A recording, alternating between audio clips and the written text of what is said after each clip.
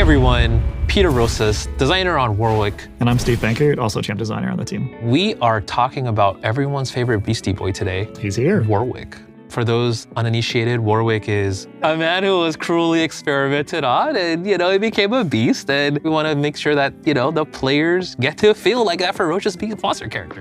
When you think of Warwick, you know that he's always trying to hunt the prey down, right? So we wanted to make sure that we could, put that feeling into the player's hands. What does it feel like to pursue prey and get them? And then the last thing we wanted to kind of get across to the player or let them perform is like breaking the rules of the game, right? Just uncaging them, like allowing them to feel feral, right? We wanted players to always just be worried about what's gonna happen. How is he gonna get to you? Unpredictable movement. Where is he gonna come from? The ground, the sky, represent that agility. All those things, we wanted to make sure that they were like present in his kit.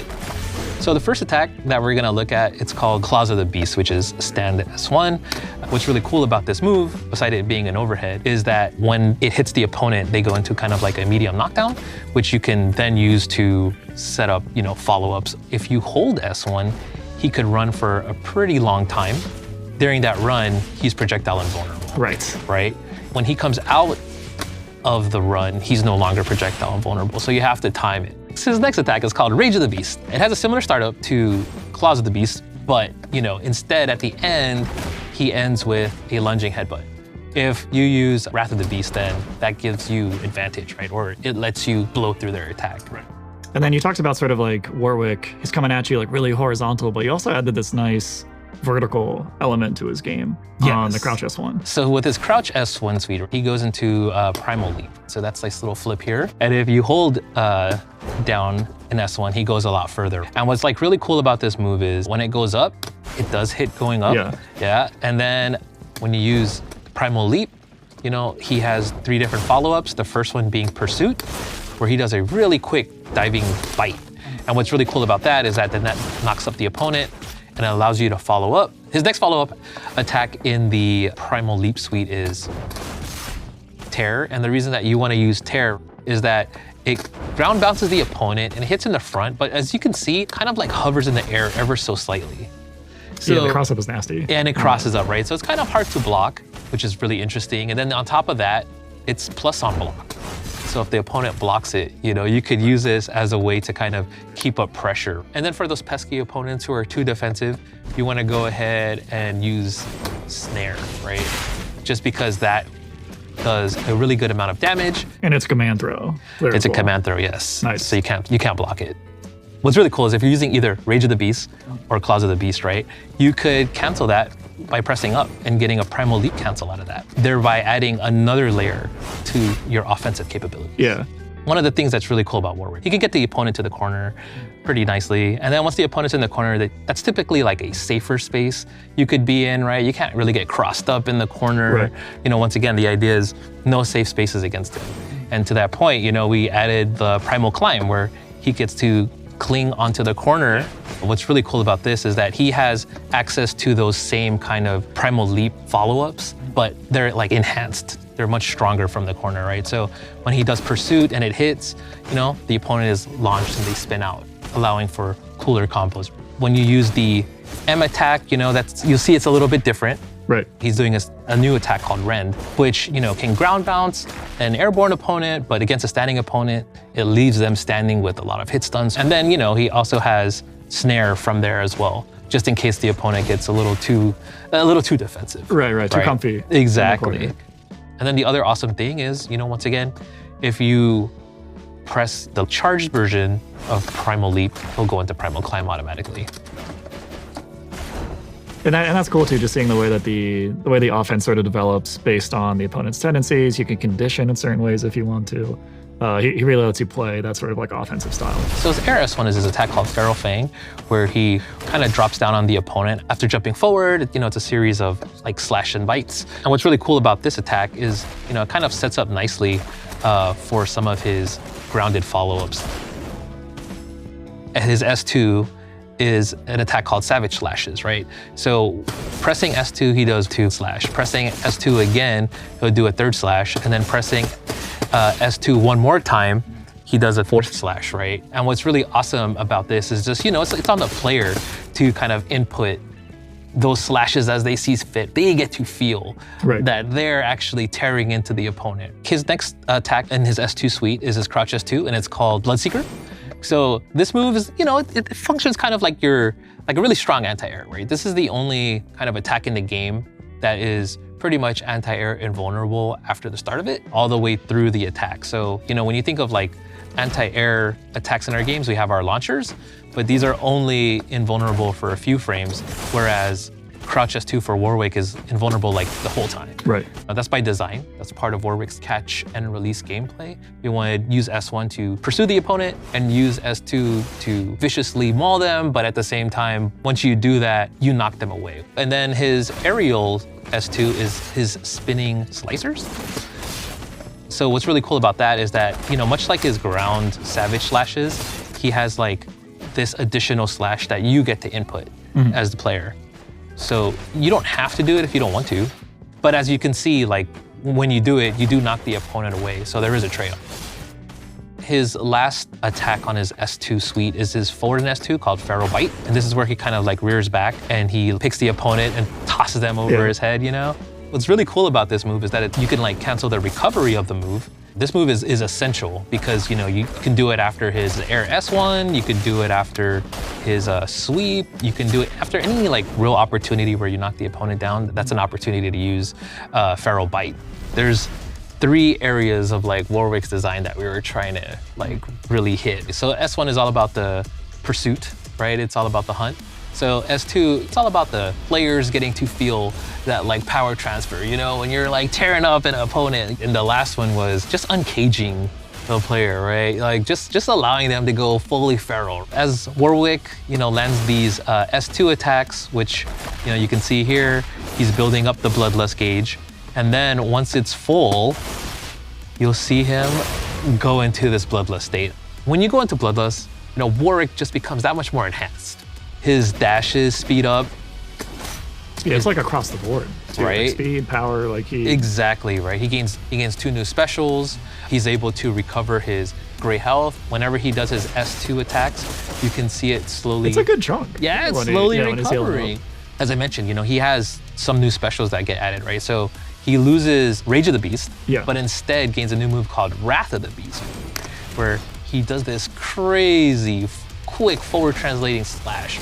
And what's really cool about that is that move is still projectile invulnerable, and it causes a wall bounce. It does crazy damage. And then if you're close enough, it crosses up at the last second. Yeah, that's the nastiest part. Yeah, and that's where it gets, that's where it gets really unpredictable, really scary. And then the other new attack that he gains is an upgraded version of Feral Bite.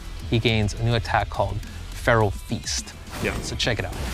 That's on the forward S2. Yeah, it's on forward S2. Oh yeah, the extra mauling. Yeah, right. That's pretty sweet. And other thing that's really cool about that is that, when he connects that, when the opponent has recoverable life, he takes it all away.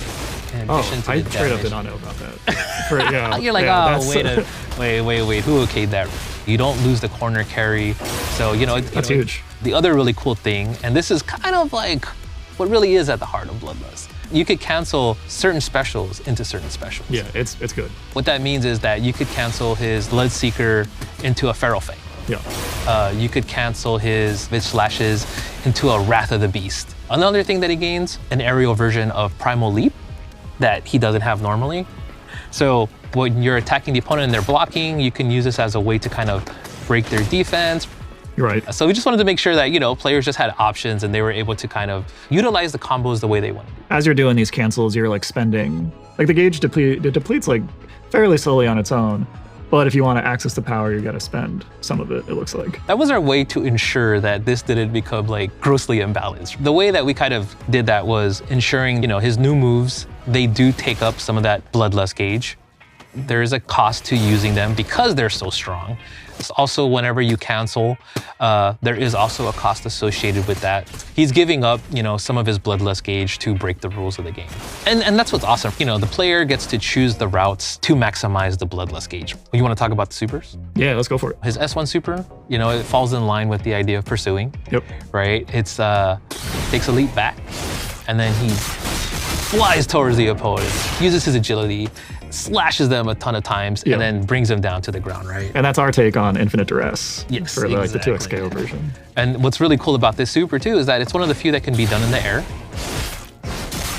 It also tracks. Oh yeah, I can jump and show that off Yeah, too.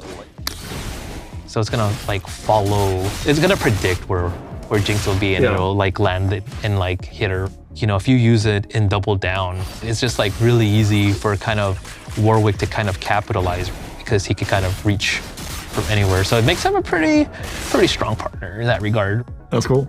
Oh yeah, so it's S2 super, no escape. What's really cool about that is, you know, he does a bunch of slashes, kind of in line with that feeling of, you know, the S2 slash the savage slashes, right? It's like the ultimate form of the S2s. Exactly. But what's really cool about that too is that, you know, it fills up the bloodlust gauge.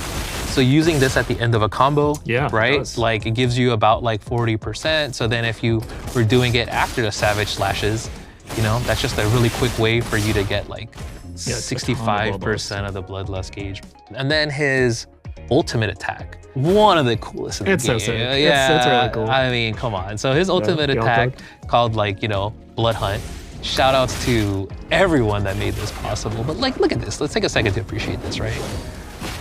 Following the trail. Yeah, so you get the whole fantasy of like going through the streets is on. Yeah, and what's like also super cool about this attack is that, you know, it can like pick up off the ground. Another really cool thing about it is that if you aren't in Bloodlust, it will instantly put you into it. It's like a conversion. So right. I'm gonna turn all this meter and I'm going right into Bloodlust and dealing a ton of damage. Right, and it's expensive, mind you. It's like not you know, you instantly get it. 3 bars to get there, you're cashing out. For those of you who were wondering, like, well, hey man, like if I'm already in Bloodlust, like what's the benefit? Like, why would I even do it beside the damage? Well, you know, our homage to League, right, is that we let Warwick heal. Like he's like the only character that can do that. When you hit the ultimate, you can see that he actually gains back life. Yeah, it's a big chunk. Yeah, it's a big chunk. He becomes like this force that's just kind of un-KOable, you know, unstoppable. So he has 2 assists. His first one is an assist version of Rage of the Beast. That's his forward and assist.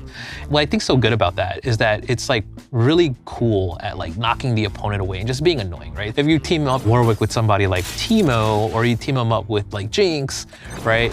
Like that gives me all the space to just start. Exactly, right? Like if I'm like flying around with Teemo, just kind of being annoying, boom, I knock you away, and then I just start throwing more rocks, right? Like shooting more pebbles at you, right? I'm seeing this scenario in my nightmares. Like, oh no, don't give him ideas. Don't give him ideas, you know? That to me is what's awesome about like using that assist, right? You can plug him in as also like a damage extender. Yeah, you could pick up off of it. It's like the timing is tight, but you could do it. And that allows you to kind of like, you know, let Warwick come in, he could get some blood gauge, you know, that kind of thing. What's also awesome when Warwick is used as an assist is that when he's off of the screen, he doesn't lose bloodlust gauge. Okay, so you don't have to worry about like always keeping him on point. Exactly. So, cool. You know, if you like, you know, get a little bit of the bloodlust gauge and then tag him back out, it'll stay at that same amount. And then his back assist, he does an assist version of Bloodseeker. Okay. You could use Warwick to pick him back up to extend the combo, you know? And then also, once again, it's also good at creating space, kind of knocking the opponent away. But yeah, so you have like the one assist that really covers that horizontal space, and then the other one kind of like can command the skies. If you're able to knock him out, right, and he's down and out, what does a super assist look like? So his super assist is basically no escape. Yep. And in my opinion, this might be like one of the— It's really good. It might be one of the strongest super assists, you know. You know, no bias. Yeah. So yeah, we've talked a ton about just like his different strengths, sort of like philosophy, how we got there. But what about if you're playing against Warwick and you're like, man, what do I do against this guy? What are like some weaknesses you should keep on the brain? The thing about Warwick is that he is a bigger champ. It's like he can get hit by buttons that are kind of thrown out because he has like some bigger hurt boxes with his attacks as well. Like he could get punished if your spacing is incorrect. We wanted to make sure that there was counterplay to all of his attacks, right? Mm-hmm. So if your opponent is like highly aware of Warwick's kit, then you have to kind of surprise them. We wanted to make sure that while Warwick did feel scary, like he doesn't feel there's no counterplay to him. You know, for all of Warwick's strengths and everything, he does need to get up close for him to like really strike fear into the opponent. So on a team then, it sounds like you really want to pair someone up with Warwick who's going to cover these weaknesses for him. Who do you feel like is like a strong fit for that on the roster right now? So I think that, like, you know, once again, Jinx, very helpful. Her projectile allows her to kind of cover him and allows him a way in. Another champion that I was using recently that I think is pretty fun is like Teemo. Any character that could kind of like help Warwick get more bloodless gauge, I think is also a great fit. I feel like we've covered a really good like breadth of the kit. You got any like tech or combos you want to show off? Yes, I'm using a character that you could consider a combo fiend, right? Yeah. So here's one for the viewers. Okay.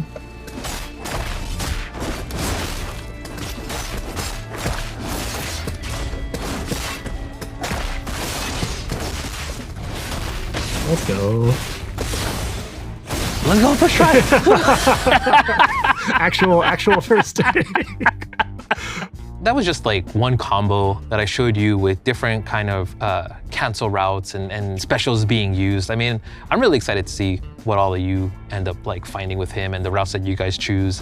And it's so awesome to be able to work on Warwick and just like be able to kind of represent that viciousness and virality and all of that, and now give that to the players and see what they end up finding. You never really know how it's going to turn out until players get their hands on it, but we're all really excited about Warwick, and yeah, we can't wait for y'all to try him. All right, and that's Warwick in a nutshell. So thanks everyone for tuning in. And don't forget, Warwick is on the hunt in early access. You can play 2xKO for free now on PC. We'll see you soon.